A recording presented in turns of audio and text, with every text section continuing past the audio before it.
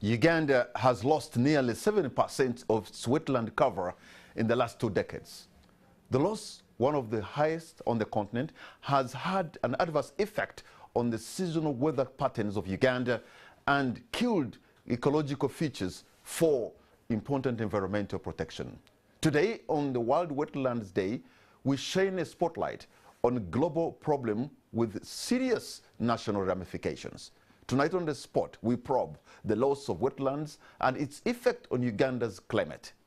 And my guests this evening are, I have Mr. Tosh Bwana, who's a tourism enthusiast and founding member of Umoja Conservation Trust, together with working with Dr. Sektoleko and General Ivan Koreta. We also have Dr. Charles Bate, environmentalist and founder, executive director, Tree Adaptation Uganda. We shall also be joined by another panelist. Gentlemen, I want to thank you so much for having honored our invitation. The spotlight of Uganda is on you tonight, and we are expecting to hear a lot from you because this is the area of your passion, of your expertise, and I suppose also of your profession. A warm welcome. Thank you. Thank you, Comrade Patrick. Let me begin with you, Tosh Brian Bwana. When you look at, there was a gentleman who came to this country about 100 years ago, and his name was, I think, later became British Prime Minister. He baptized this country the Pearl of Africa because he was dazzled by the beauty of Uganda.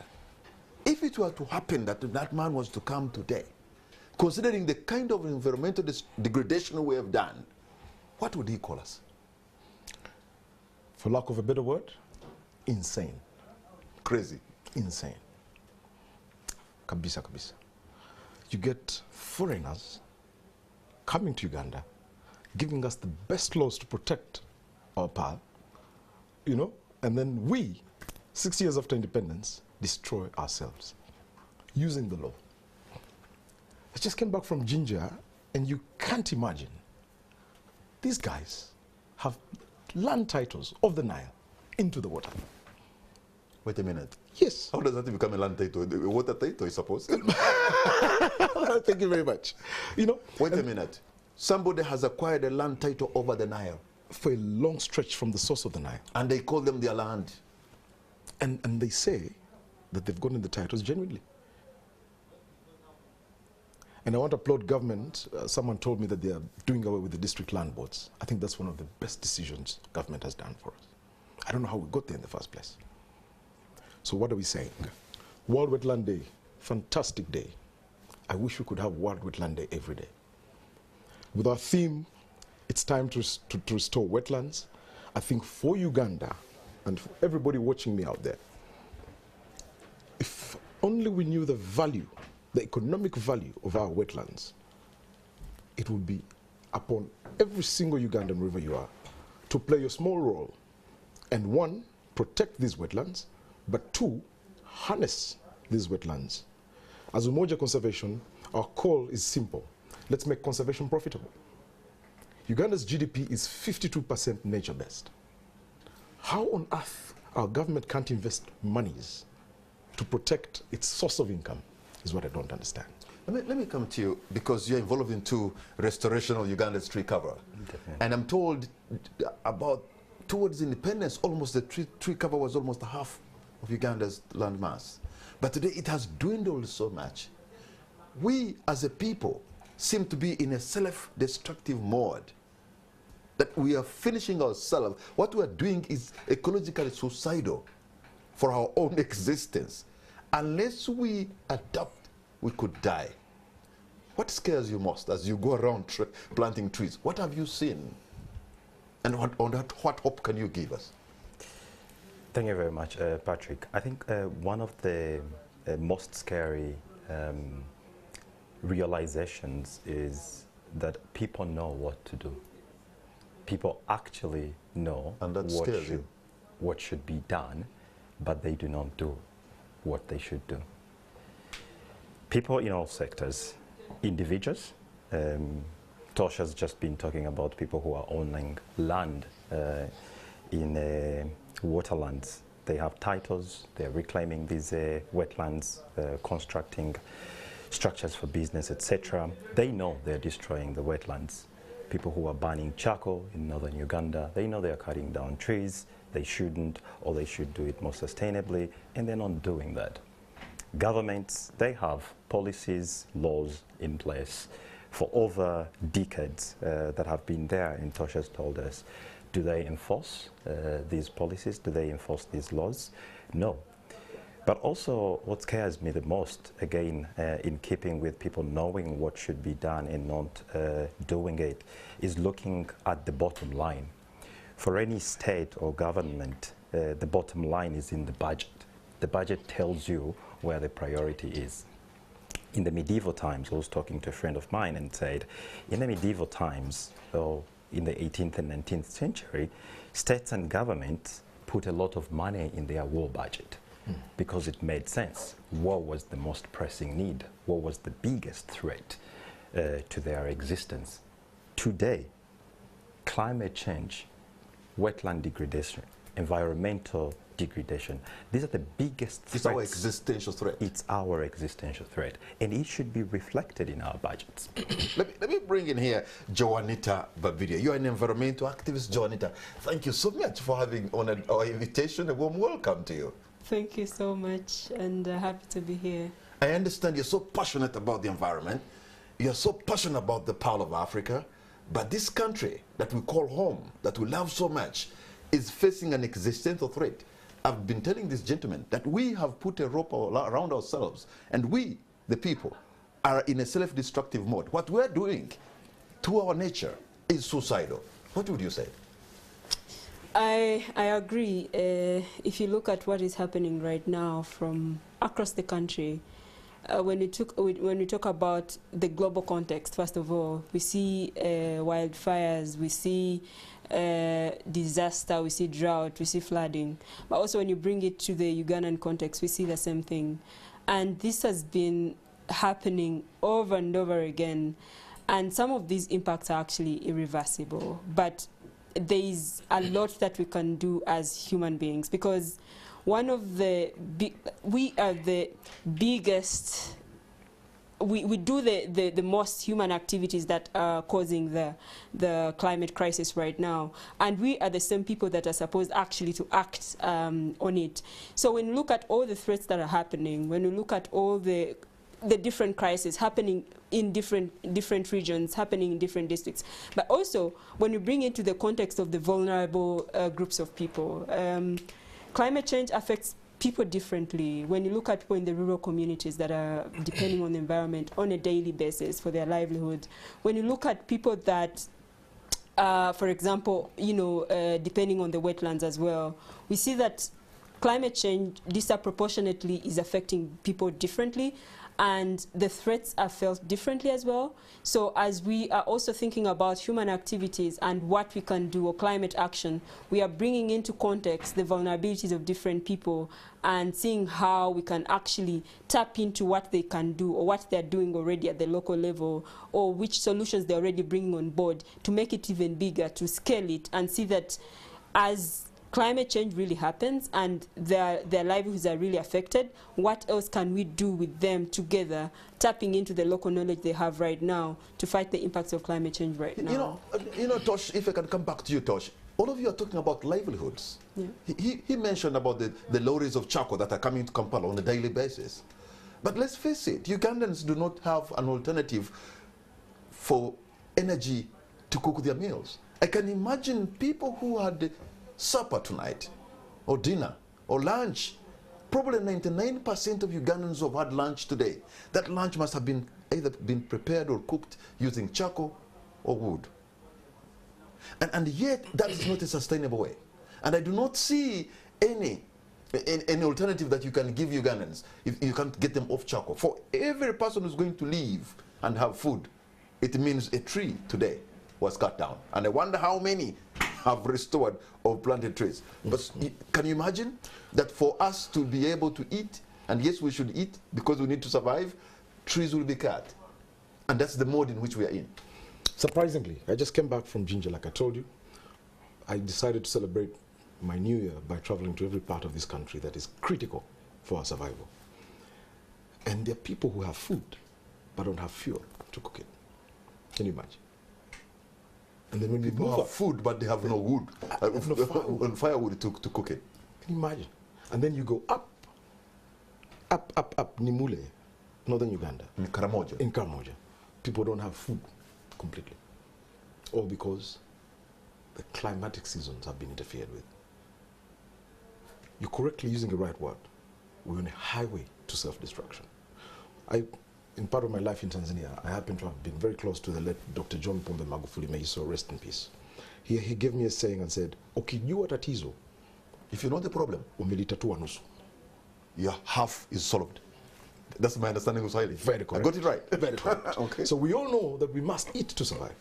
And we all know that our major source of energy, for now, because I know government is working very hard, very soon we'll be having gas and things like that.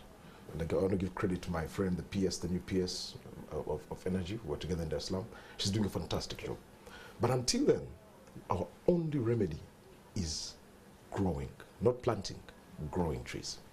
So I want to call upon every Ugandan, wherever they could be, let's get a habit of having a woodlot in every home.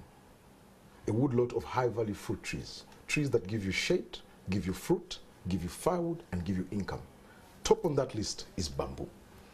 But let me come back to one of the reasons, I suppose, Charles, and I'm going to give you the opportunity to speak, why we have lost our forest cover is because the trees are actually not on public land. The trees and the forests are in private hands. What do you do with these individuals who would want to decimate their forest? After all, these forests are on private hands, on private land. Because in other countries, if land belongs to the government, then you may not be able to cut. But here, they can do as they wish, and that could be a problem. Definitely. First, I just wanted to add a little bit on the previous question. When we talk about using the natural resources, we do not necessarily mean that people should not cook on charcoal. Charcoal definitely is a source of energy that allows us feed, etc. Sustainability is the issue. One, the companies or the individuals that make charcoal, have you heard of any that grows trees specifically for charcoal? No. Is there a policy around that to say if you're a charcoal producer, you have to show us a woodlot? There should be some afforestation somewhere. For charcoal, there is none. So again, it's people knowing what they should do and not doing it. And if you can pause there, the trees that are cut, in most cases are indigenous trees that can take about 40 or 50 years to mature. Definitely. In northern Uganda, guys are cutting down sheer. Let him conclude this point. Okay. Yes, definitely. These are trees that take quite a long time. They are trees that have even far better ecosystem benefits. They fix nitrogen, they improve soil to add to food production, etc. But just coming back to your question, what we are doing at Tree Adoption Uganda to try and abate this is we do plant on privately owned land. We actually plant mostly on privately owned land because one, we feel people's mindsets can be changed towards conservation, but secondly, people have more authority over their land. So what we've done over the past 7 years is design conservation agreements with people to say, you have an acre of land, you have 5 acres of land, we're going to come into a collaborative small woodlot management system where we give you the trees to plant and you sign a conservation agreement to say you won't cut down those trees in, say, 10, 20, 30 years. So what that is doing is that it's creating microforests all around the country. And you do not have necessarily political control over these microforests. So we believe we won't have an experience of giving away those forests to investors or to industrialization, etc., and see this mass cutting down of trees. True, these individuals' ideas could change, they could change their land use patterns. Sometimes some of them will cut down these trees, but at least in the past 7 or so years, we've seen that these grassroots conservation agreements have helped change people's mindsets and helped us create or restore micro forests within communities.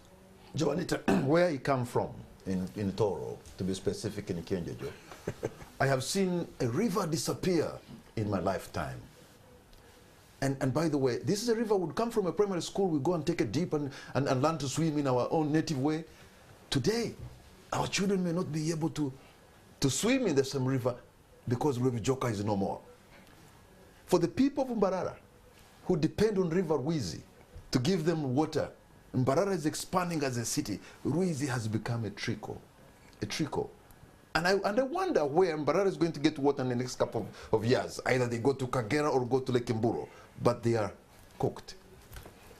What do you think can the world do for these small places and little towns and small urban centers that their lives have been turned around upside down? And it's going to get worse unless we do something. What can the world do? I'm sure you followed the COP27 that was even here in Africa. They called it the African COP at Sharm el-Sheikh. Perhaps you were there because you and Vanessa Nakati are quite a team. Yeah, so when we look at the different ecosystems disappearing, one is, the main thing for sure is adaptation, because climate change is already happening, the impacts are already felt, and how can communities really adapt to climate change? So there are so many solutions that I would say communities are already actually doing, community-based adaptation methods that could actually be replicated to different areas. For example, if you look at now, people do not have where to actually get water after a river drying. I think we all really identify with seeing ecosystems disappearing. Where I come from, we're already facing flooding because a wetland is lost. The entire wetland was gone. 10 years ago, this is a wetland where my mom could actually go to and get some herbs for us and things like this. And it's now disappeared. And what we are facing right now is floods in our houses. So what this actually means is that we are already facing it, and we have to actually do something about it. And the adaptation should actually be really invested in. Communities are actually doing small things in their small houses or communities. How do we get these and blow them up? How do we even mix academia with local knowledge so that we actually get these adaptation methods concretely replicated in these different communities? Because right now, if we look at the different methods that people are using, for example, drought-resistant seeds that farmers are already using, we look at water harvesting, they are doing it at a very small scale. And for us to actually get somewhere in regards to climate adaptation, we need to get things at a large scale. When you look at right now, entrepreneurs actually are innovating things for farmers to build resilient for communities. But it's remaining in the universities. Can we get these students, get to these communities to actually try out things? Can investors really look into investing in these young people to see that the solutions they are creating are actually getting to the communities and helping us to actually solve these world challenges? Of course, right now, we have to focus on two things: climate adaptation and mitigation. So for everything that we do right now is how do we adapt and also how do we mitigate? I think that is why we've been talking about planting trees to actually mitigate, but also adaptation in regards to maybe also using the charcoal. How can we, in a sense, invest in different energy sources? With the work that I do, we actually, in the communities, we work with women a lot. And what is happening is women are actually creating stoves from local material. For cement, they're replacing it with potato leaves to make sure that they build a stove within their communities. And we don't know the power that these communities are having if they know a solution actually works. It actually moves from one household to the other to the other. We trained them in like 1 week. 10 stoves were done.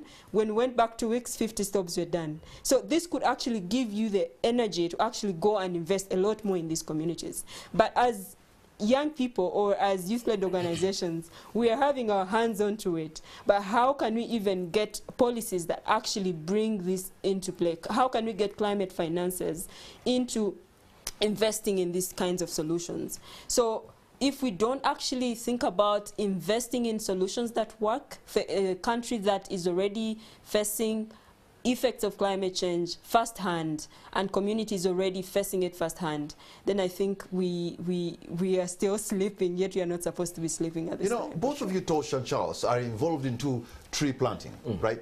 But I have seen also another problem, that people can plant trees for the purpose of making money. Many of us have done that. You just go and plant eucalyptus, you're counting 5 years, 6 years, you're going to cut them, and maybe somebody will come, or maybe you be whatever it is, who want poles, and then they can come and cut them. That's not conservation. No, but that seems to be the mode in Uganda. And that's why on this World Wetland Day, I pray every listener, every media personality out there joins our voice. Uganda, we could probably be the leading in the whole world where we've put eucalyptus in wetlands. You can do your homework. The entire Bukedi, all the swamps in Bukedi are surrounded by eucalyptus. What an irony. Eucalyptus and pine. One full-grown pine takes up to 300 gallons of water per day. Wait a minute. I'm telling you. In the developed countries, people use eucalyptus to dry wetlands when they want to put some kind of construction. It's a deliberate move to dry the wetlands. I don't know how we got here.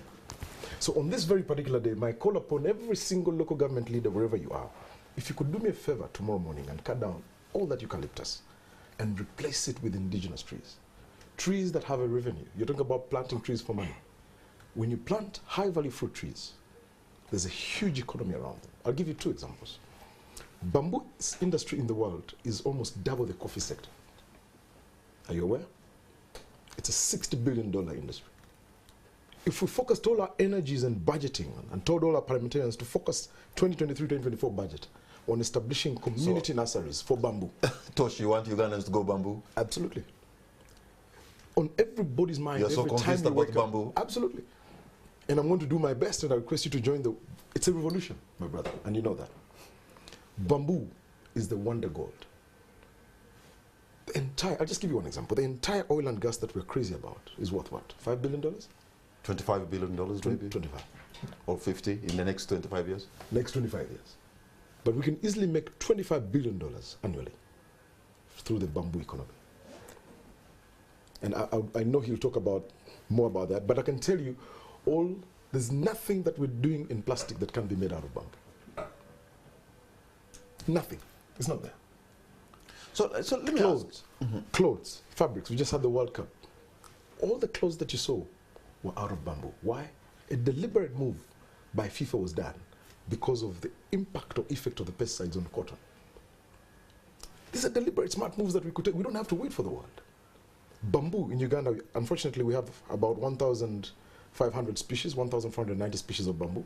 But we've done research, and only 6 grow very well here. And some parts of Uganda, the young shoots of bamboo can be food. Absolutely. Is that the Malay one? Absolutely, yes. Highland bamboo. Highland bamboo. Absolutely. So, on this particular day, World Wetland Day, because of a lot of time, I'll focus on the solutions, not the lamentations. I think that's what Ugandans want to hear.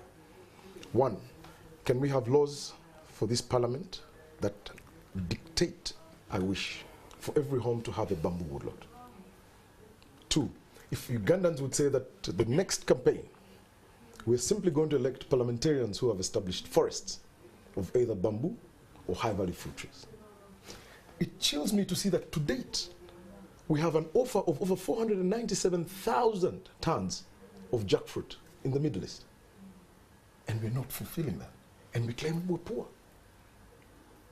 You know, Charles, we've gone to a certain level of even decimating high-value fruit trees ourselves. Yeah, definitely. Sometimes in the brick industry, I've seen, jackfruit trees being cut in Busoga. Yeah.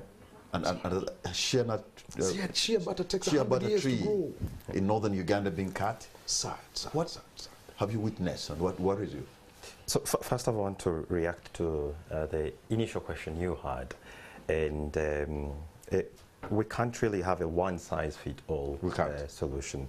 But what I want to say is there are different reasons different people plant trees. There is commercial tree planting, and these are the people that plant pine and eucalyptus. And then there are people who plant trees for conservation and biodiversity. I wouldn't say that one is at fault and the other is not at fault, or choose between the two of them, because these different types of tree growing serve different ecosystem benefits. So whereas there is a high commercial value for eucalyptus and pine trees, there is also an ecosystem benefit to them. One, they're pretty fast-growing trees. You say in 6 years you're harvesting, but during that time they're sequestering carbon, so they are contributing that particular ecosystem service. The same people... if you haven't planted it in a wetland. If you've not planted it, yeah. I thought you should put that. Definitely. So then the how is actually, what really... Actually, Rwanda has been very clever. They have put eucalyptus. They have a lot of eucalyptus the last time I visited, but it's on their hills. Yes. On top of the hills. Yes. So definitely growing eucalyptus or pine trees in the wetlands should be discouraged because, like he said, they have a very high transpiration rate. So their rate of taking and losing water into the atmosphere is very high. They will end up drying up the wetlands. Two, they are monocrops. They do not encourage biodiversity. And the recommended reforestation mechanism is the one that encourages biodiversity. Going on to the question of people decimating even, say, fruit trees or shea butter trees, it goes back to the issue of awareness creation. People who are encroaching on wetlands, are they aware what health, social, economic catastrophes come from that?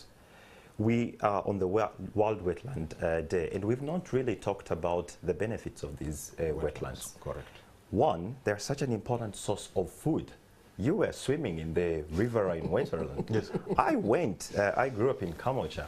I would go to fish in these Nsova waterlands. There used to be fish around there? Yes. And now when I grow up, I realize that actually in the wetlands, every year, over 200 new fish species are discovered in wetlands. So, such an important ecosystem for biodiversity, but also a source of nutrition. The flooding we see a lot. The other day I saw the rugby ground flooded. We've had several people suffering with flooding. This is the ecosystem service of the wetland. It is meant to be a water catchment area. The riverine wetlands catch excess water from the rivers.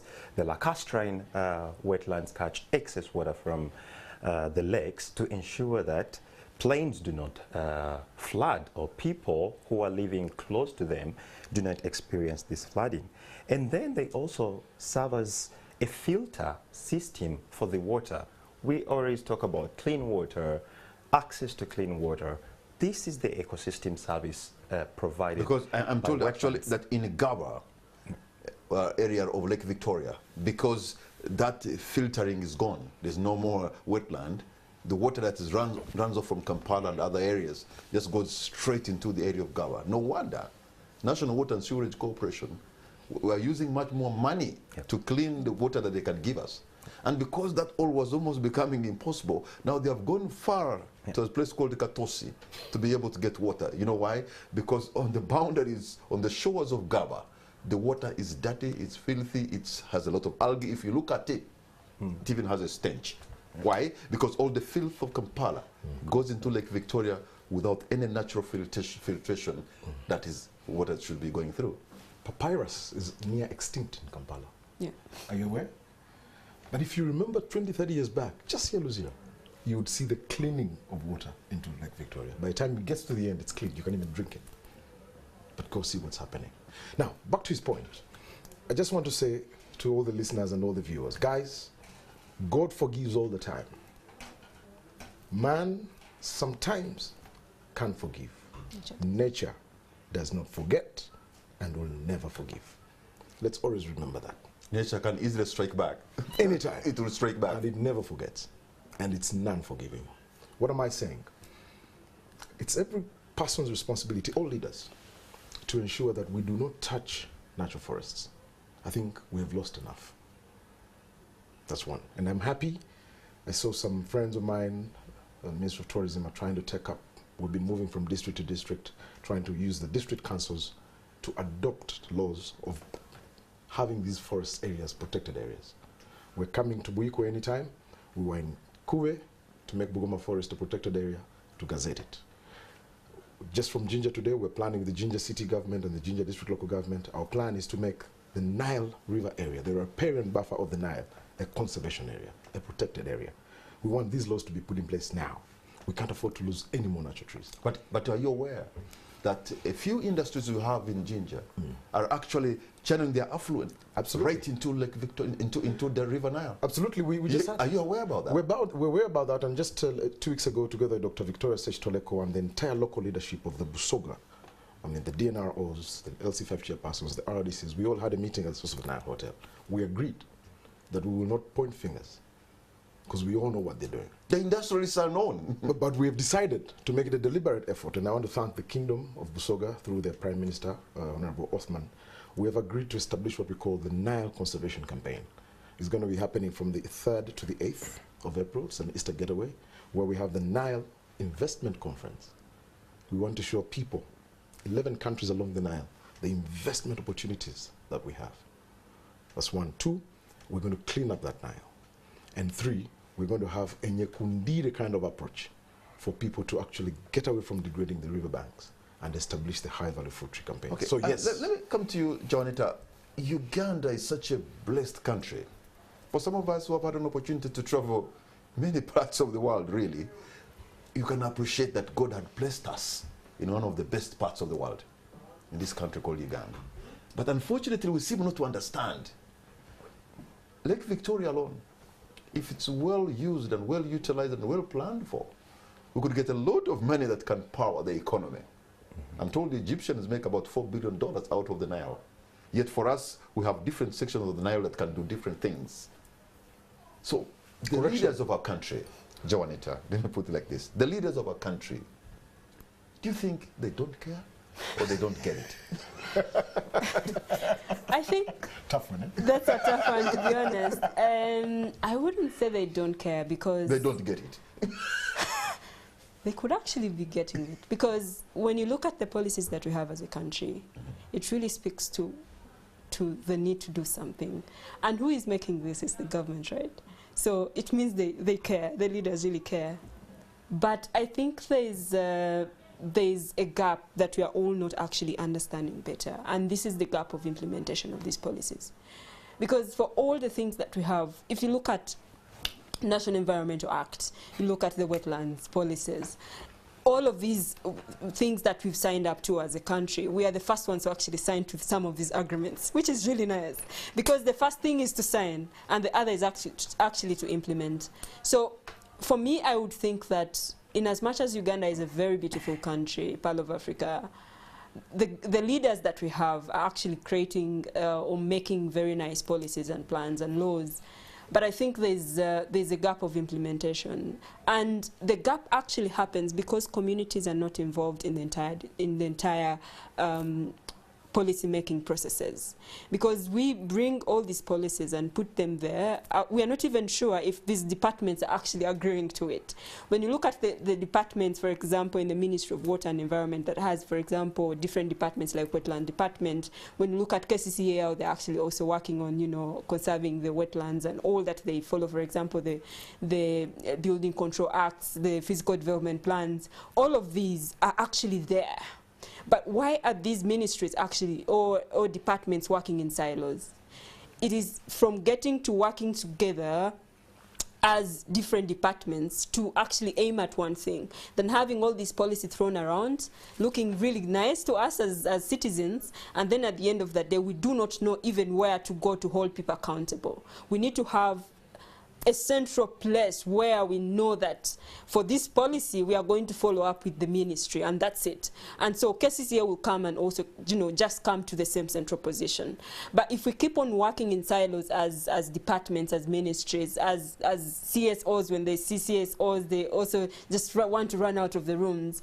It's from coming together to work with CSOs, private sector. I think he has been also talking about you've talked about the industries in Jinja. We've tried to work with industries in Jinja directly on how they can actually change things within the industries themselves, or to actually enact different policies that are friendly to the environment, or whatever they're working on. How can they even contribute to the agenda? Okay. And so for me, it's mainly bridging the gap between ministries, private sectors, civil society, and also, you know, sticking to the vision of where we want to go as a country in regards to environmental conservation. Dr. Bate, I seem to think that perhaps we need some kind of a cultural revolution whereby people can now say, for every, why am I saying this? Because we have destroyed our forest cover so much, it will take so many strategies robust for us to be able to restore. Probably for everything that we do, you know, let it be at funeral, let it be at birth, let it be a baby shower, let it be a bridal shower. You know, people to have it in them that for every function, a tree or two or three are planted. Yeah, you know why we are called Tree Adoption Uganda is because we wanted to bring this cultural transition where people look at trees as babies. They take care of them as they would their own babies. And we do have a number of initiatives now that encourage this kind of tree planting. Hospitals that plant with us each time a baby is born, people who plant with us when a child is born, etc. And these are very good initiatives. Joanita just mentioned the issue of our leaders and the policies we have and the potential gap that we have. And you mentioned the resources. In addition to the resources that nature has given us, we also have the financial resources. This country has sufficient financial resources. Absolutely. And lots of people will say, you know, lack of funding, no climate finance. But we actually have sufficient financial resources. The bottom line is, how do you allocate? How do you prioritize? And politicians, lots of people understand numbers. And I'll give two numbers. One is the 1.5. This is a global target. We all want to keep global warming or global temperatures below 1.5 to avoid catastrophe. And models projections have said to do that, we just need to invest 2% of our national 2% budget or GDP. Budget GDP 2% annually in adaptation, in mitigation. How much would that be? Therefore, these leaders that come up with these excellent policies, these excellent bylaws, they can actually get us this 2%. This is what politicians do. We saw this during COVID, how money was raised. We see this in different catastrophes that happen in the world, how people who have the will can actually raise this money. So for me today on the World Wetlands Day, I just ask our leaders to just give us 2% for climate action of the national budget. Secondly, reduce spending. If you feel that there is no resource, then possibly the problem is the spending. For me, it's a problem when your administration spends much more than 10% of your revenue collection. All right. Dr. Charles Bate, Tosh, Brian, and Joanita Babide. Gentlemen and lady, we're going to take a break, and on the spot, we'll be right back.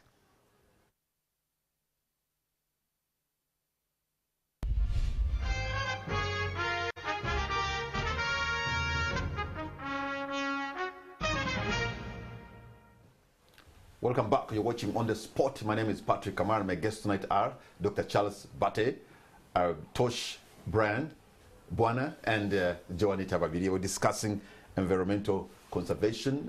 It's a national World Wetlands Day, if I can get it right. And celebration was somewhere in Teso. By the way, we don't have government officials here because most of them are in the East because of this day. But Tosh, if I may, you know, we have very good policies, very good intentions, very good programs. You have worked both in Kampala and Dar es Salaam. There's always a joke here in Kampala that the best policies are made in Uganda, improved upon in Dar es Salaam, and maybe you know, implemented in Kigali.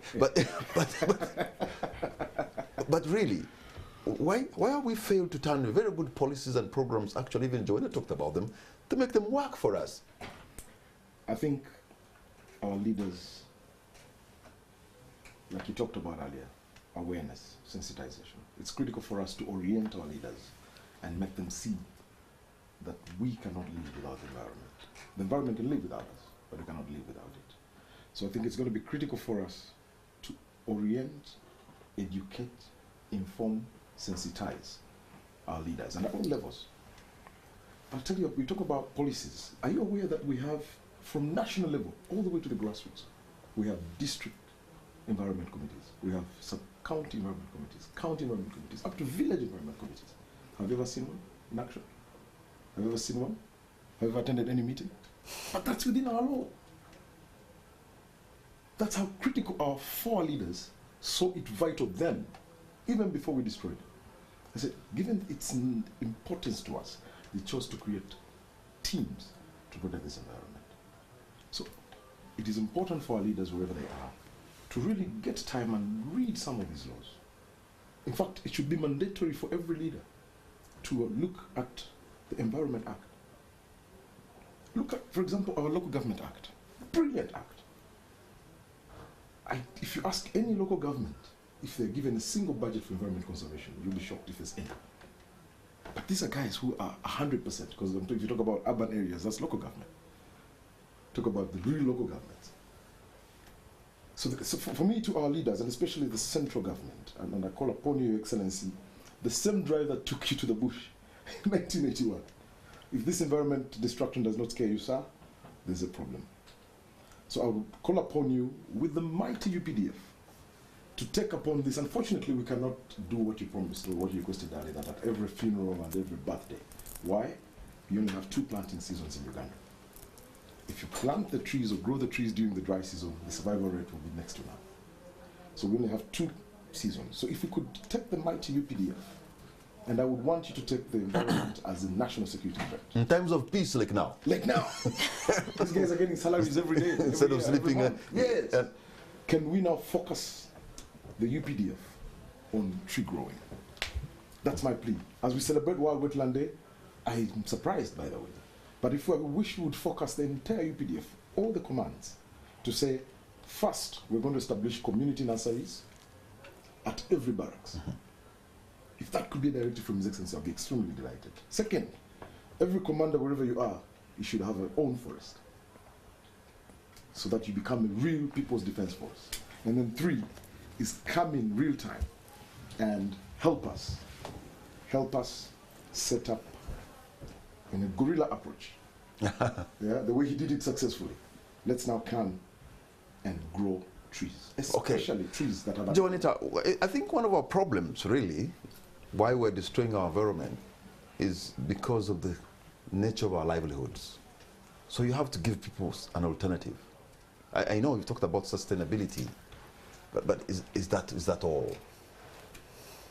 You know, because we are surviving off the environment just like our forefathers did, but that was 100, 200, 300 years back. It's a different ballgame now.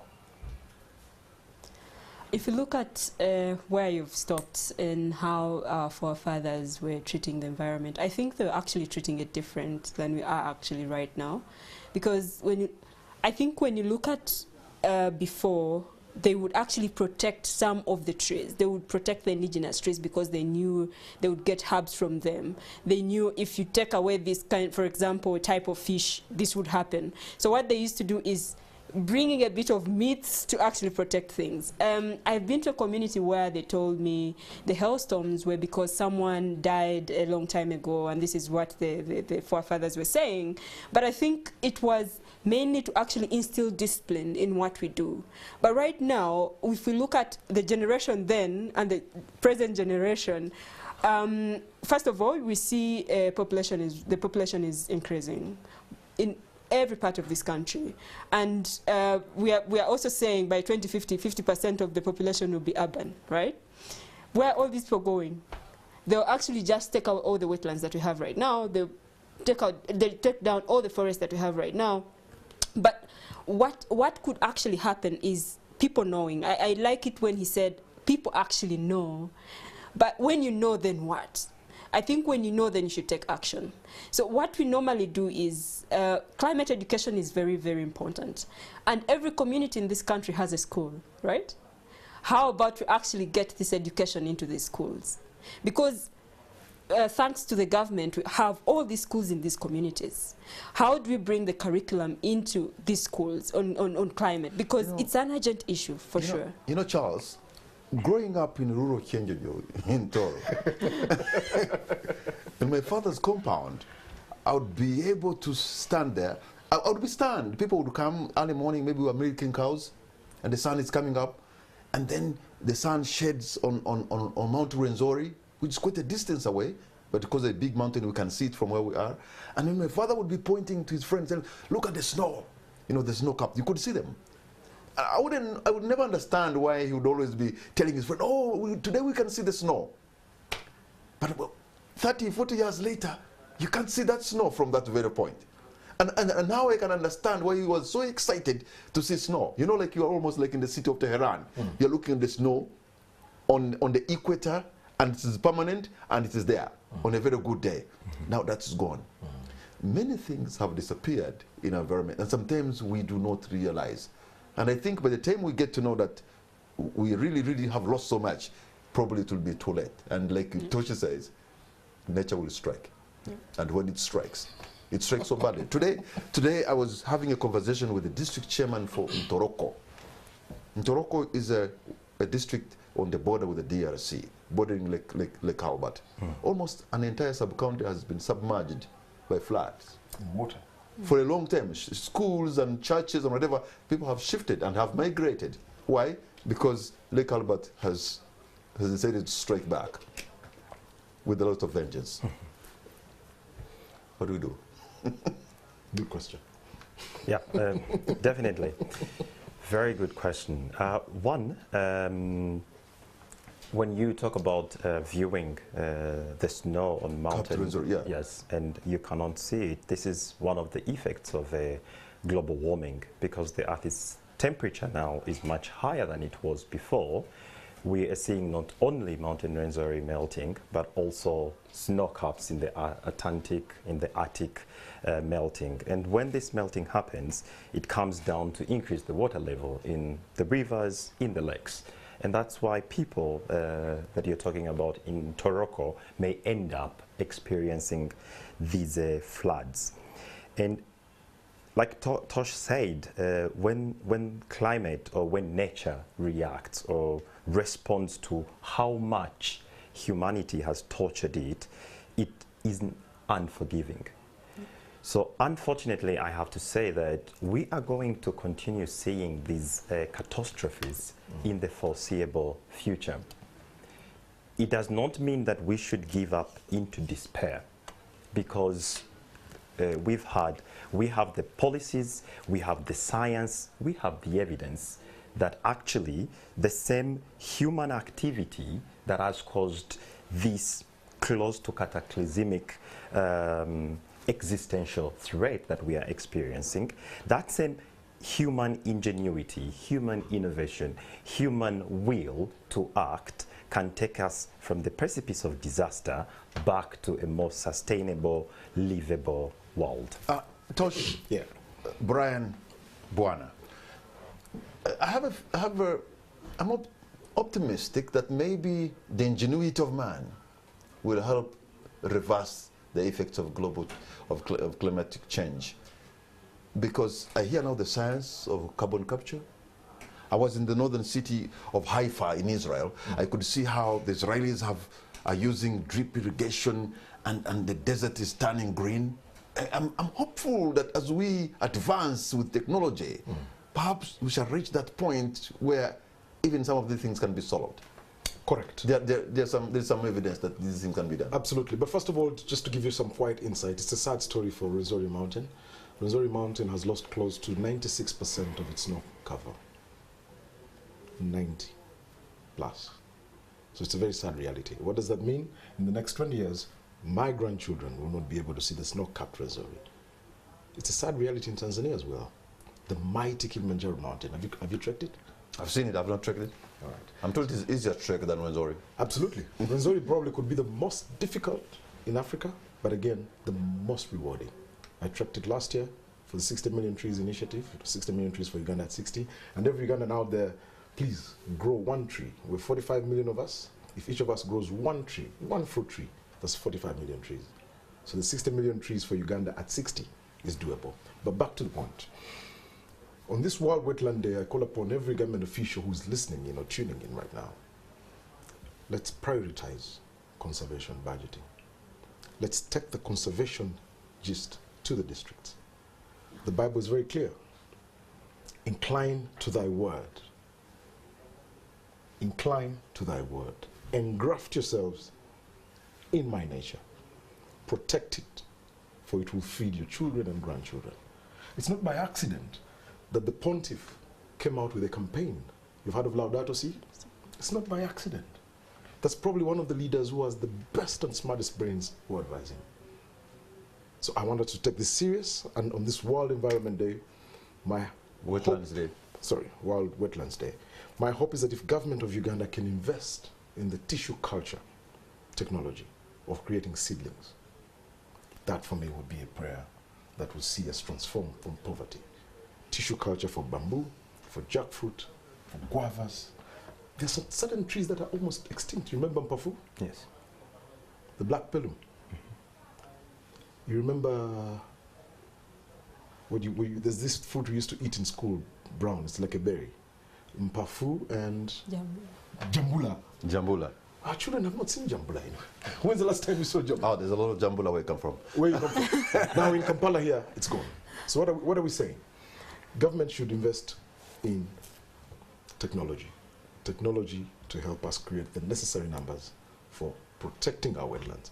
One of the major jobs or major roles of a wetland is carbon sequestration. Wetlands consume probably 70–80% of our carbon. Sadly, as we speak to date, 90% of Uganda's wetlands are degraded. As we speak right now, 90%. So all this I hear, for example, in COP26 in Glasgow and then COP27 in Sharm el-Sheikh, you know, especially the African countries pointing a finger of blame to the Northern Hemisphere. That may not all be true, because we seem to be ourselves to have destroyed our own environment. I think when you, I think the previous COP was known as the African COP because there's a lot that we expected to actually get, and I think the one success was loss and damage fund, which we don't have any penny yet, but at least it being there brings a bit of hope. So when you really talk about how Africans, we are actually causing the impacts of climate change. Of course, with the Industrial Revolution and what happened before, we would still say we are contributing less than 3% of emissions, which is correct, actually. And the rest of emissions, we know where they're coming from. And what the African continent or countries in the Global South are actually asking is, how do we get finances to these countries? I understand when you said we have the resources, but also I know that for us to actually have huge investments, if we want to also solve the big problem with big monies, then we have to ask for some money to invest in the solutions that we want to create. So that's why I think in as much as we have contributed less, we also have the capacity to also solve it with the different ways that we are living as human beings in regards to just human behavior. How do you as an individual behave in your home? Are you the one leaving the lights on? Are you leaving the taps running? Are you the one cutting down the trees? Like all the different behavior changes that we can actually as human beings actually instill in our children, instill in our families and friends. What is the little thing that you can do for the environment? I think it's the little things that we can do that can contribute to the bigger picture. That is why, for me, I really advocate for local solutions, because when you still think about the country, the government, our leaders, yeah, the laws are there, the policies are there, but you as an individual, what are you actually doing that is contributing, that is, you know, bringing climate action to the limelight? So for me, it would be the little things that we do that can contribute to the bigger picture. Charles, when you are, Dr. Charles Bate, when you are into your forest restoration campaign and you're urging people to plant trees, which is a good thing, but if people are poor, if people are hungry, If people cannot find money to take their children to school, like now Monday is coming, parents are haunted, they're looking at Monday with a lot of fear. It could be very difficult for them to tell them, you know what, plant trees. A tree that's going to take years to mature. For them, there's a saying in this country of mereyalero. So, you know. Yeah, so definitely people have several pressing needs, and especially the households we work with have several competing needs. What Tree Adoption Uganda has done to address this through our community tree planting initiative is, one, to start this innovation together with the household, together with the community. First is identify tree species that benefit the community. For example, the fruit trees. We plant lots of fruit trees because the communities can feed on these or can nourish their children with the fruits from them. We plant graveria, we plant trees that are used for fodder, for cattle, for goats. So we do not take tree planting far away from what people's needs are.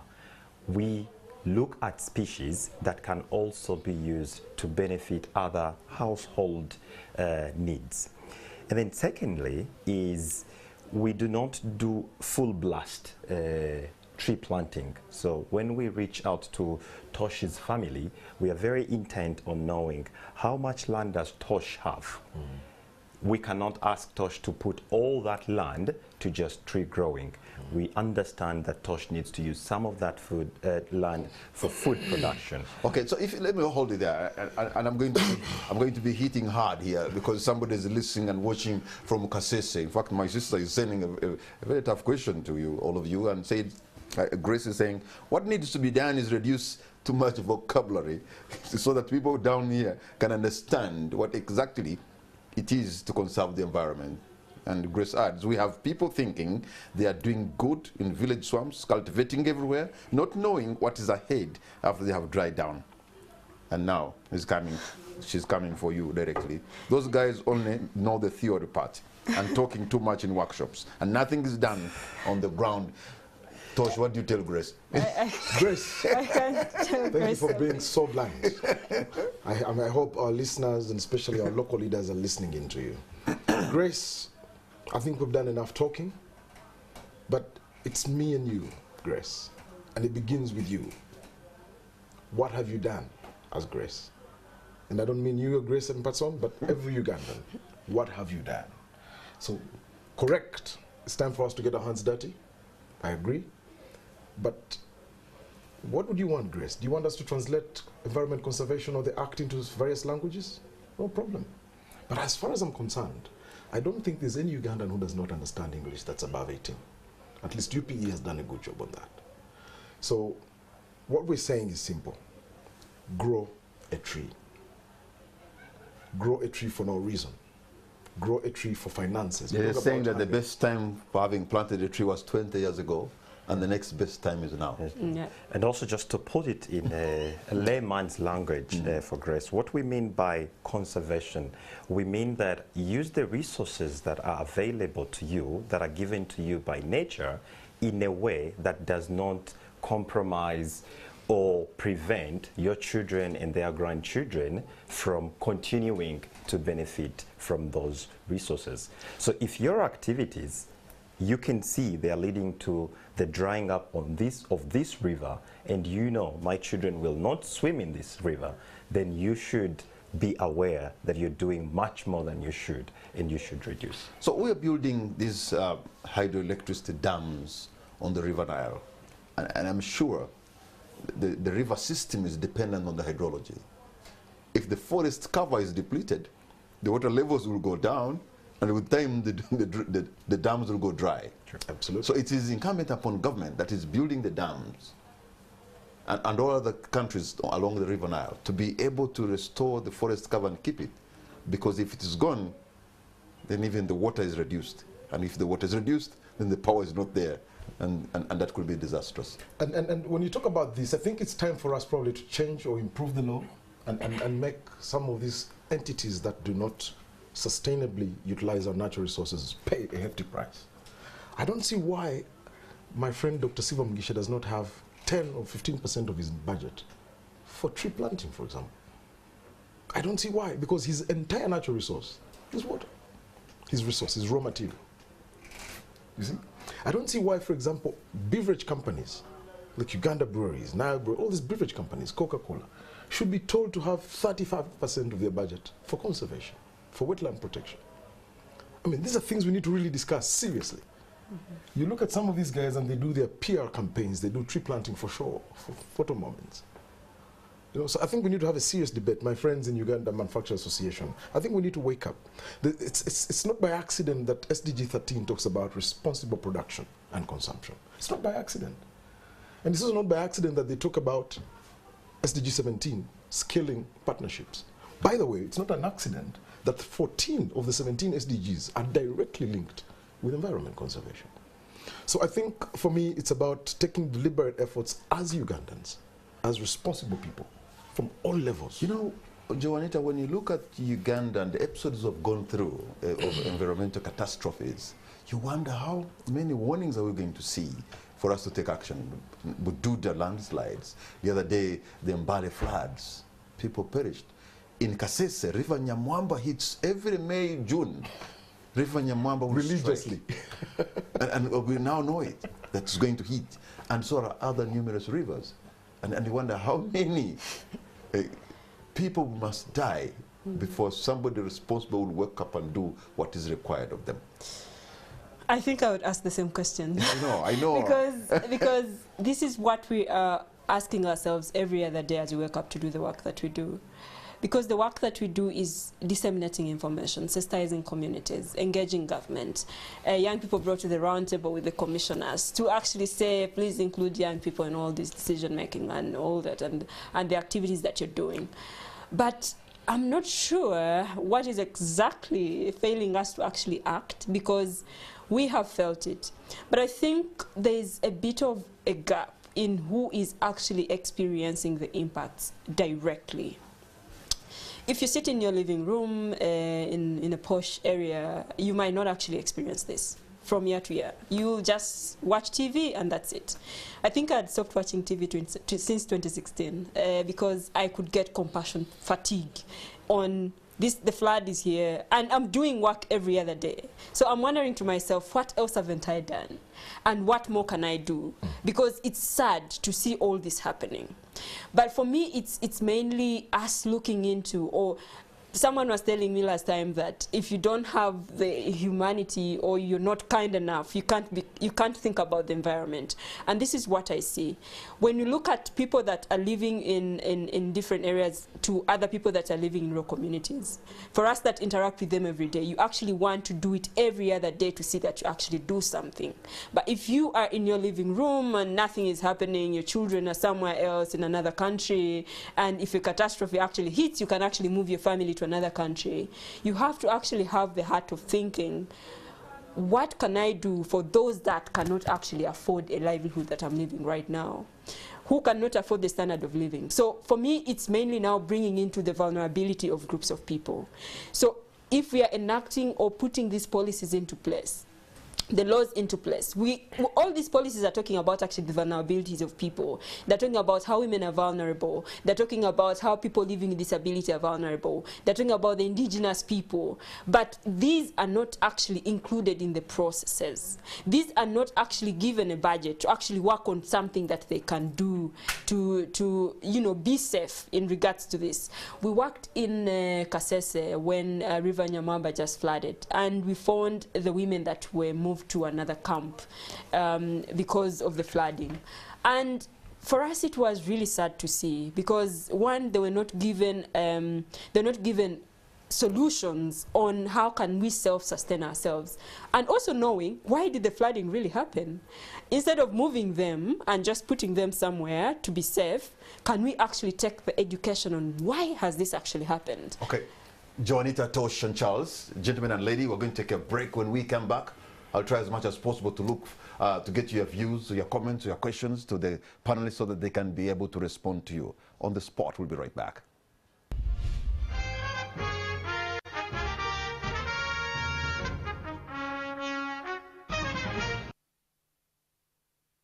watching On the Spot. My name is Patrick Amara. My guests tonight are Joanita, Tosh, and Charles, and we're speaking environment this evening. And this is the moment when you have your say. You have the number, you have seen it on your screen. You can pick your call and tell us, but also you can send us your messages so that I can be able to read them for the panelists to respond to you. And I know all of you, you're so passionate about what needs to be done, what measures, how do we adapt so that we can be able to survive. That, you know, the trees don't need us, but we need them for us to live. And we seem not to get that, and that's why we kept on cutting them. So moving forward, apart from the good policies, we have them. Individual like you guys and organization have stepped in. What else can we be doing? I think where tree planting is concerned, really, we need to be very intent on how the tree planting is being done. Tosh and a lot of other people have talked about tree growing. So it shouldn't just end at digging the hole and placing the tree. You need to take care of this tree and watch it over time. And secondly is to improve the transparency around tree planting. We now have technology, mobile technologies. Tree Adoption Uganda has a mobile phone app called the Tree Adoption app. Each and every tree we plant, we take a picture of it, we record its GPS coordinates, the species name, the planter who is planting, the date of planting. When we are keen on data like this, we will demystify the whole tree planting or tree growing initiative. Because what we currently have is a report of so many numbers of trees planted, but when you actually go on the ground, you may fail to find these numbers. So improve transparency for tree planting, integrate technology in our daily planting to ensure that we are monitoring what's planted, we are reporting the correct numbers as far as the targets that governments or other stakeholders put up annually at COPs and various conventions. So by the way, do we have a number of how many trees would want for Uganda to be, say, we have fully restored a forest cover? First of all, we'll never fully restore the lost forest cover. Let's forget about that. We've been our worst enemies, and our children and great-grandchildren will not forgive us. So let's put that out of our minds. Two, I think... You are eternally pessimistic, eh? No, it's a fact. It's a fact. You should. There's certain places I want you to visit. Have you been to the Zoka forest? In West Nile. And see what has been done in just 2 years. Have you been to Kimengo in Masindi, where guys have lost 62 square miles in 2 years? Square miles. 62. I mean, these are irreversible. It's just irreversible. But again, like I said, we're focusing on the positives. So what are we saying to every Ugandan out there? Make tree growing your lifestyle. Make tree growing a major part of your daily life. Environment conservation, tree growing is everybody's business. If you're a student, establish 1-2 acres of high-value fruit trees. They'll pay your school fees. If you're clergy, make it your daily job every Sunday at the pulpit to impart knowledge, to impart key information on the advantages of growing trees. It's extremely important for us to know that if we do not protect our wetlands, we have no survival as a nation. Again, 52% of our GDP is nature-based. Let me just have a call online. Perhaps you have a question or a comment. Have a caller. Hello. Hello, Mr. Kamara. Yes, sir. What's your name and where are you calling from? Fred Jagenda is my name. I'm calling from Kavale. Fred Jagenda in Kavale. You're on air. You are loud and clear. Go right ahead, sir. Thank you. The talk is very nice. Thank you. The talk is good. Conservation is the way to go. Amen. Amen. We need to do things. Bamboo is the best conservation tree. Commercially profitable. And it can be grown everywhere. We have also biogas. It is very publicized. Many farmers in Ampole have cows. Very many schools have human waste. And they use a lot of firewood and the charcoal. Yet human waste can be very useful in the production of gas for cooking and for lighting in the schools. too can be very useful in conservation. And definitely we are done planting the trees. Simply, and we are done. All right. Thank you. Thank you very so much, much. Our caller, Zagenda from Kabale. Thank you so much. Yes, I think you wanted to conclude the point before Zagenda came in. Zagenda, thank you very much. And I think the people from Kabale should not be called Wachiga. I think these are Bagezi. Because the people from Buganda are Baganda. The people from Mankole are Banyankole. So I think Zagenda is a Mugezi. Zagenda, thank you for that. I come from a village called Ngezi. How can you coin it? Okay. Yeah, so as concluding the point, I think it's very critical for us to look at the critical mass that utilizes energy, that utilizes wood fuel. I think, Madam First Lady, you're now the Minister of Education. You've done excellent. You've improved our curriculum. Could we make conservation a major part of that curriculum? Could we change the laws? Just hold, because my producer is telling me quite a number of guys would want. We have a call online. Hello. Hello. Hello. Yes. Good evening. Sir. Good evening. Good evening. How are you? I'm fine, thank you. What's your name and where are you calling from? I'm calling from Kumi. Kumi, yes.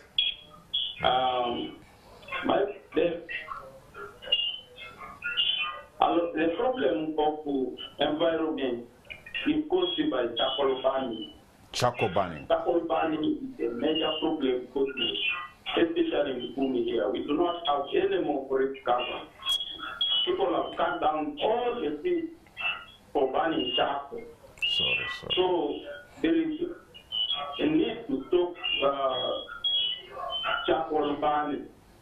Let the government have alternative sources of cooking. Otherwise, we talk about planting trees, but millions of trees are burned every day for people to have meals in Uganda, including Kampala. People see charcoal. Kenya, I see charcoal from transit up to Kenya, up to many places. So charcoal is an export product in Uganda? All right, our caller from Kumi there. But I know Charles was saying, we may not say that you don't have to use charcoal, but Charles was saying you have to use it in a sustainable manner. How many of those who are cutting charcoal are also growing trees for the same business? We have another call online. Hello.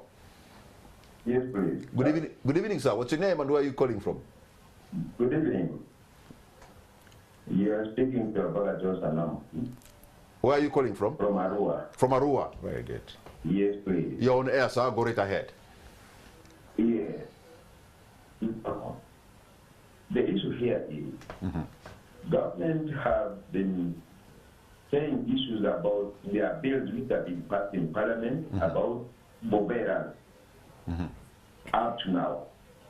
How do we conserve our environment when boberas are still in our community? These polythene paper bags. Plastic paper, single-use plastic paper bags. My village is called Riki in Oluko sub-county.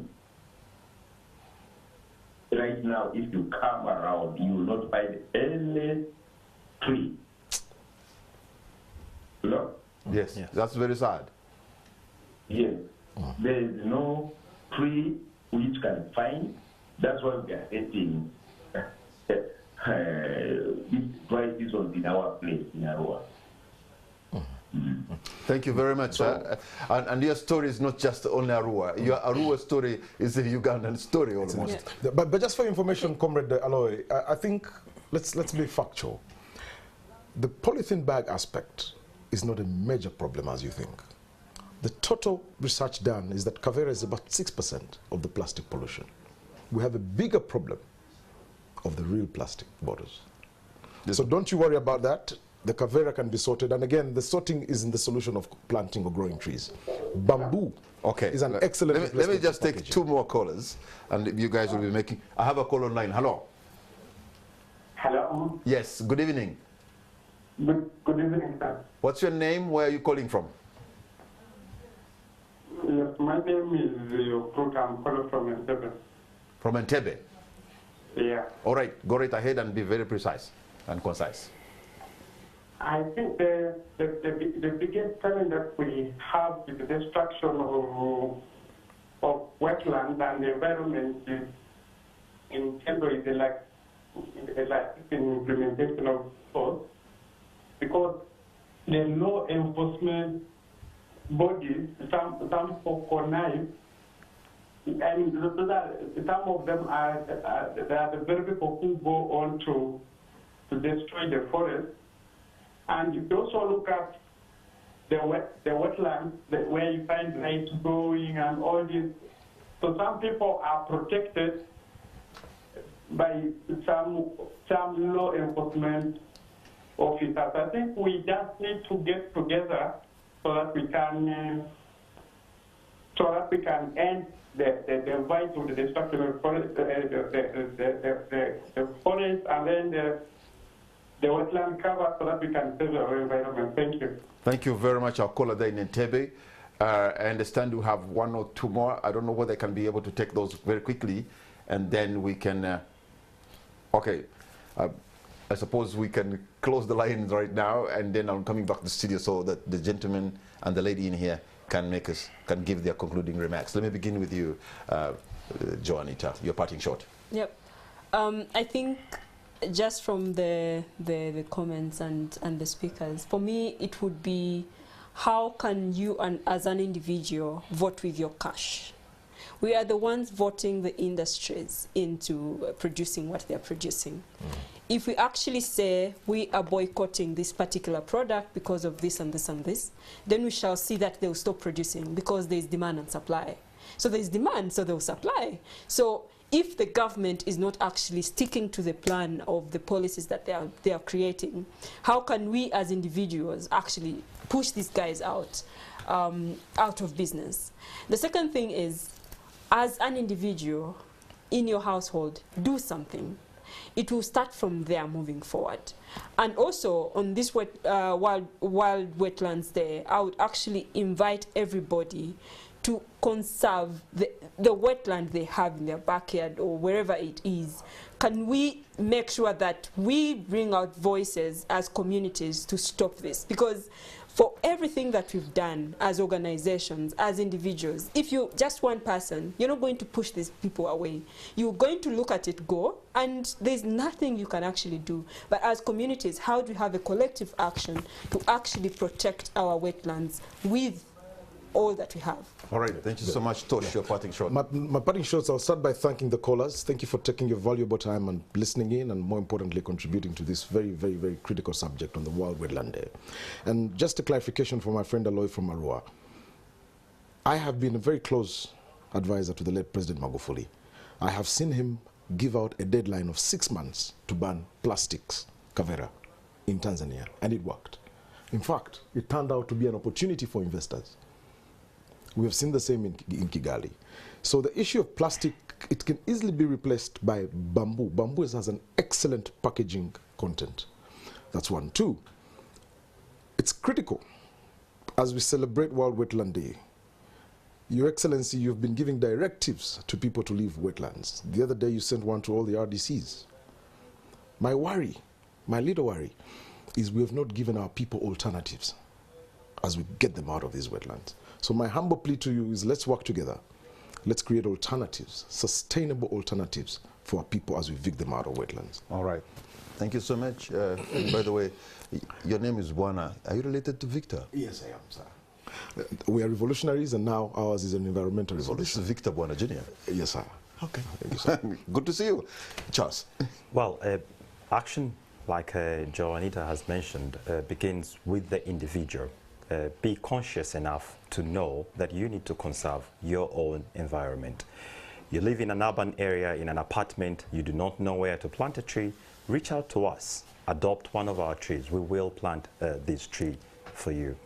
The Sustainable Development Goals are enshrined in the spirit of multi-sector action, multi-sector approach. So it's the individual, it is the civil society, it is government. And for government, the bottom line is 2% of our revenue collections invested in mitigation, adaptation, 2% can ensure that we have a sustainable Uganda, a sustainable world. Charles, Tosh, and Joanita. I want to thank you, gentlemen and lady, for the time you have given us. You have definitely added value to our platform, which is so grateful. But for those of you who have been watching this program, I want to thank you for the privilege of your company. I know God blessed us in the best part of the world, this country called Uganda. There is no other country as beautiful as this. But we have to keep it that way by conserving and protecting the environment. Let me just re-echo the words of Bwana Tosh, who said, you know, God can always forgive, and he does forgive. That man, sometimes he can forgive or not, but nature does not forgive. That nature is so unforgiving. Let's watch out for that. Good night and God bless Uganda.